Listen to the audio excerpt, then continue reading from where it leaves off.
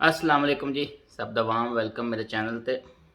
एक कन्फ्यूजन सी जिहड़ी दूर करनी सी, मुख्तलिफ सवालात कमेंट्स च आ रहे सी बार बार कि जदों भी किसी दे बंदे दे स्पेन चों पेपर सिलेक्ट हो जाते हैं, उस तो बाद कितने कुछ चांसेस होंदे ने अंबैसी विचों वीज़ा लगन दे। जिहड़े पाकिस्तान या इंडिया च वीज़ा लगते हैं उस ते कितने चांसेस होंदे ने रिजैक्ट होण दे।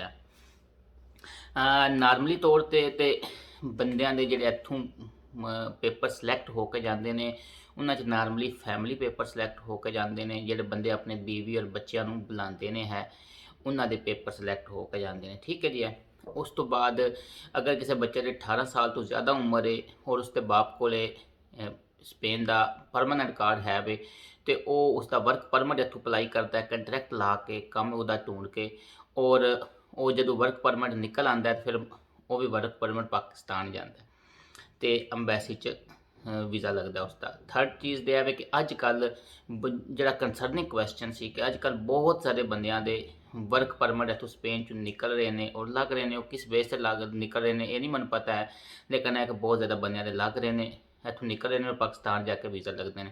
ਹੁਣ ਕੰਸਰਨਿੰਗ ਕੁਐਸਚਨ ਇਹ ਹੈ ਕਿ ਜਦੋਂ ਇੱਥੋਂ ਵਰਕ ਪਰਮਿਟ ਓਕੇ ਹੋ ਜਾਂਦਾ ਤੇ ਕਿਆ ਪਾਕਿਸਤਾਨ ਵਿੱਚੋਂ ਕੋਈ ਚਾਂਸਿਸ ਹੈ ਨੇ ਰਿਜੈਕਟ ਹੋਣ ਦੇ। देखो मेन चीज़ समझनी ज़रूरी है ना कि ਜਦੋਂ ਕੋਈ ਵੀ ਬੰਦਾ ਹਾਓ ਫੈਮਿਲੀ ਵੀਜ਼ਾ ਅਪਲਾਈ ਕੀਤਾ, ਉਸਨੇ ਸਪੇਨ ਵਿੱਚ ਫੈਮਿਲੀ ਦਾ ਪਰਮਿਟ ਅਪਲਾਈ ਕੀਤਾ, ਆਮ ਲਫ਼ਜ਼ਾਂ 'ਚ ਕਹਿ ਲਓ, ਜਾਂ ਕਿਸੇ ਦਾ ਆਪਣੇ ਬੱਚੇ ਦਾ ਵਰਕ ਪਰਮਿਟ ਅਪਲਾਈ ਕੀਤਾ, ਜਾਂ ਉਸਨੇ ਕਿਸੇ ਏਜੰਟ ਕੋਲ ਵਰਕ ਪਰਮਿਟ, ਜਿਸ ਆਮ ਲਫ਼ਜ਼ਾਂ 'ਚ ਲੋਕੀ ਅਪਲਾਈ ਕਰਵਾਉਂਦੇ ਨੇ। ਠੀਕ ਹੈ ਜੀ। ਜਦੋਂ ਇੱਥੋਂ ਨਿਕਲ ਆਉਂਦਾ ਵਰਕ ਪਰਮਿਟ ਹੈ, ਇਸ ਦਾ ਮਤਲਬ ਹੈ ਕਿ ਉਹਨਾਂ ਦਾ ਵੀਜ਼ਾ 100% ਲੱਗਦਾ ਹੈ। ਹੁਣ ਪ੍ਰੋਬਲਮ ਕਿੱਥੇ ਆਉਂਦੀ ਹੈ? ਪ੍ਰੋਬਲਮ ਇੱਥੇ ਆਉਂਦੀ ਹੈ ਕਿ ਜਦੋਂ ਅਸੀਂ ਇੱਥੇ ਕੋਈ ਵੀ ਪਰਮਿਟ ਅਪਲਾਈ ਕਰਨ ਵਾਸਤੇ ਅਸੀਂ ਇੱਕ ਇਨਫੋਰਮੇਸ਼ਨ ਦਿੰਦੇ ਹਾਂ ਮਨਿਸਟਰੀ ਨੂੰ, ਹਾਓ ਸਾਡੇ ਨਾਂ ਦੀ ਹੋਵੇ, ਹਾਓ ਸਾਡੇ ਡਾਕੂਮੈਂਟਸ ਡਿਟੇਲ ਦੀ ਹੋਵੇ, ਜਾਂ ਕਿਸੇ ਵੀ ਚੀਜ਼ ਦੀ ਹੋਵੇ। ਉਹ ਜਦੋਂ ਇਨਫੋਰਮੇਸ਼ਨ ਜਿਹੜੀ ਅਸੀਂ ਦਿੰਦੇ ਹਾਂ ਉਹ 100% ਕਰੈਕਟ ਹੋਣੀ ਚਾਹੀਦੀ ਹੈ। ਠੀਕ ਹੈ ਜੀ। ਹੁਣ ਜਦੋਂ ਡਾਕੂਮੈਂਟਸ ਅੰਬੈਸੀ ਦੇ ਵਿੱਚ ਜਾਂਦੇ ਨੇ ਤੇ ਅੰਬੈਸੀ ਦਾ ਕੰਮ ਸਿੰਪਲੀ ਇਹ ਹੁੰਦਾ ਹੈ ਕਿ ਉਹਨਾਂ ਡਾਕੂਮੈਂਟਸ ਨੂੰ ਵੈਰੀਫਾਈ ਕਰਨਾ ਮੁਖਤਲਿਫ ਲੈਵਲਸ ਦੇ ਉੱਤੇ। ਠੀਕ ਹੋ ਗਿਆ। ਮਿਸਾਲ ਦੇ ਤੌਰ ਤੇ ਅੰਬੈਸੀ ਜਿਹੜੀ ਹੈ, ਜਦੋਂ ਕਿਸੇ ਦੇ ਫੈਮਿਲੀ ਇੱਥੋਂ ਵੀਜ਼ਾਸ ਨਿਕਲਦੇ ਨੇ ਤੇ ਅੰਬੈਸੀ ਪਾਕਿਸਤਾਨ ਜਾ ਕੇ ਇਨਕੁਆਇਰੀਜ਼ ਭੇਜਦੀ ਹੈ। ਜਿਹੜੇ ਡਾਕੂਮੈਂਟਸ ਨਾਲ ਲਾਏ ਜਾਂਦੇ ਨੇ, ਕਰੈਕਟਰ ਸਰਟੀਫਿਕੇਟ ਨਾਲ ਲਗਾਇਆ ਜਾਂਦਾ, ਮੈਡੀਕਲ ਸਰਟੀਫਿਕੇਟ ਨਾਲ ਲਾਇਆ ਜਾਂਦਾ, ਨਾਜ਼ਰ ਦੇ ਸਰਟੀਫਿਕੇਟ ਨਾਲ ਲਾਏ ਜਾਂਦੇ ਨੇ, ਤੇ ਉਸ ਨੂੰ ਵੀ ਕਨਫਰਮ ਕਰਦੀ ਹੈ ਕਿ ਵਾਕਈ ਓਰੀਜਨਲ ਨੇ ਕਿ ਨਹੀਂ ਹੈ। ਠੀਕ ਹੈ ਜੀ। ਬਾਅਦ ਫੈਸਲਾ ਹੁੰਦਾ ਕਿ ਇੱਕ ਬੰਦੇ ਨੇ 2 ਬੱਚੇ ਆਪਣੇ ਲਿਖਾਏ ਨੇ, ਇੱਕ ਉਹਦਾ ਆਪਣਾ ਸੀ, ਇੱਕ ਨਾਲ ਦੇ ਭਾਈ ਦਾ ਸੀ ਹੈ। ਠੀਕ ਹੈ ਜੀ। ਔਰ ਬਸ ਅੰਬੈਸੀ ਵੈਰੀਫਾਈ ਕਰਦੀ ਹੈ ਕਿ ਨਹੀਂ, ਇਹ ਤੇ ਇਹਦਾ ਦੋਨੇ ਬੱਚੇ ਦੇ ਆਪਣੇ ਨਹੀਂ ਸੀ, ਇਸਨੇ ਰੋਂਗ ਇਨਫੋਰਮੇਸ਼ਨ, ਫੇਕ ਇਨਫੋਰਮੇਸ਼ਨ ਦਿੱਤੀ ਹੈ। ਠੀਕ ਹੈ। ਫਿਰ ਉਹਦੀ ਬੇਸ 'ਤੇ ਉਹਨਾਂ ਦੇ ਵੀਜ਼ਾ ਨਹੀਂ ਲੱਗਣ ਗਿਆ। ਅੰਬੈਸੀ ਦਾ ਸਿੰਪਲੀ ਕੰਮ ਹੁੰਦਾ ਕਿ ਵੈਰੀਫਾਈ ਕਰਨਾ ਚੀਜ਼ਾਂ ਨੂੰ ਹੈ। ਠੀਕ ਹੋ ਗਿਆ ਜੀ। ਇਸੇ ਤਰ੍ਹਾਂ ਅਗਰ ਕਿਸੇ ਦਾ ਵਰਕ ਪਰਮਿਟ ਨਿਕਲਦਾ ਹੈ, ਉਹ ਜਿਸ ਬੇਸ 'ਤੇ ਵਰਕ ਪਰਮਿਟ ਨਿਕਲਦਾ ਹੈ, ਅੰਬੈਸੀ ਦਾ ਕੰਮ ਹੈ ਕਿ ਉਸ ਚੀਜ਼ ਨੂੰ ਵੈਰੀਫਾਈ ਕਰਨਾ।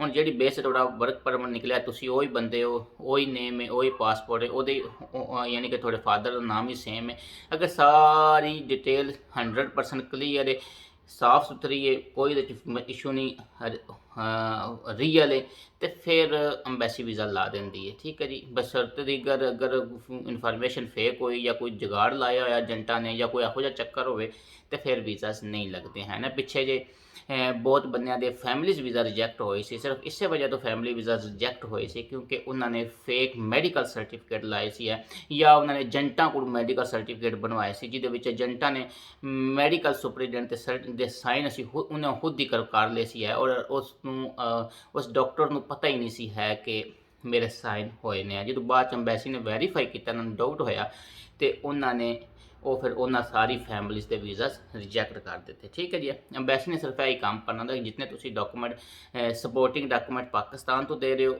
ਔਰ ਜਿਹੜੀ ਇਨਫੋਰਮੇਸ਼ਨ ਤੁਸੀਂ ਇੱਥੇ ਦਿੱਤੀ ਉਹ ਸਭ ਸੇਮ ਹੋਣੀ ਚਾਹੀਦੀ, ਰੀਅਲ ਹੋਣੀ ਚਾਹੀਦੀ, ਕੋਈ ਫੇਕ ਨਹੀਂ ਹੋਣਾ ਚਾਹੀਦਾ, ਫਿਰ 100% ਵੀਜ਼ਾ ਲੱਗ ਜਾਂਦਾ। ਜਜ਼ਾਕੱਲਾ।